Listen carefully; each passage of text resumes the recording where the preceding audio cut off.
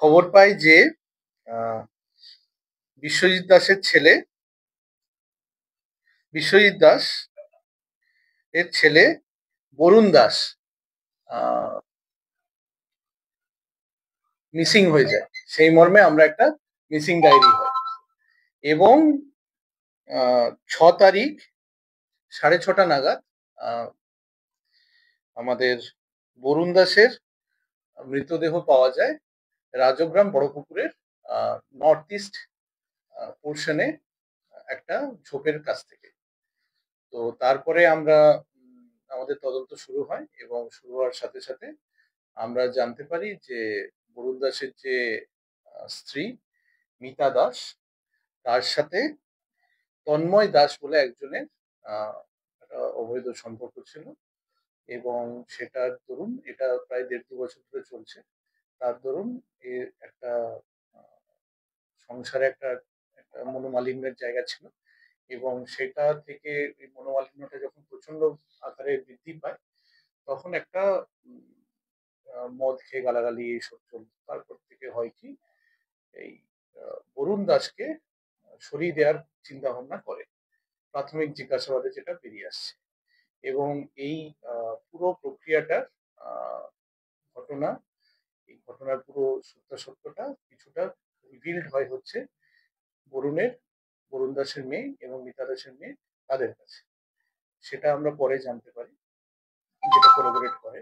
এবং যে তন্ময় দাস, তাকে আমরা নিয়ে আসি এবং সে প্রাথমিক জিজ্ঞাসাবাদে স্বীকার করেছে সেই ঘটনার সাথে যুক্ত।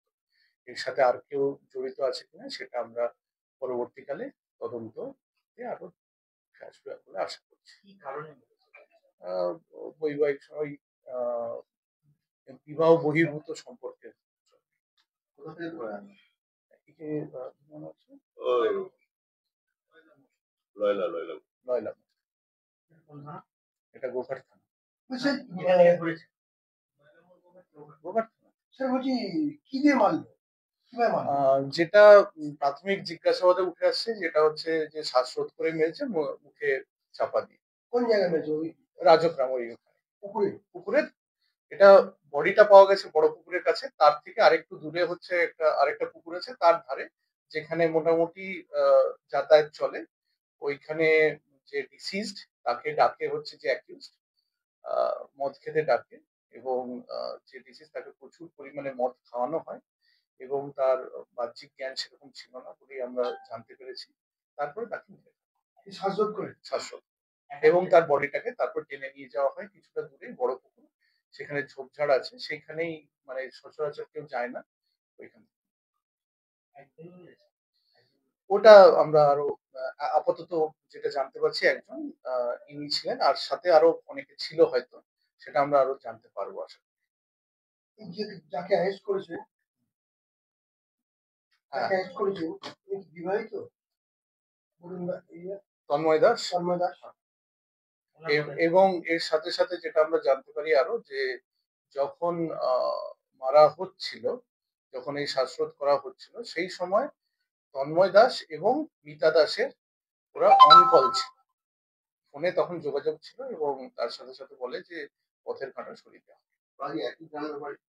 হ্যাঁ, কাছাকাছি। হ্যাঁ, ওটাই যে পথের কাঁটা সরিয়ে দেওয়া।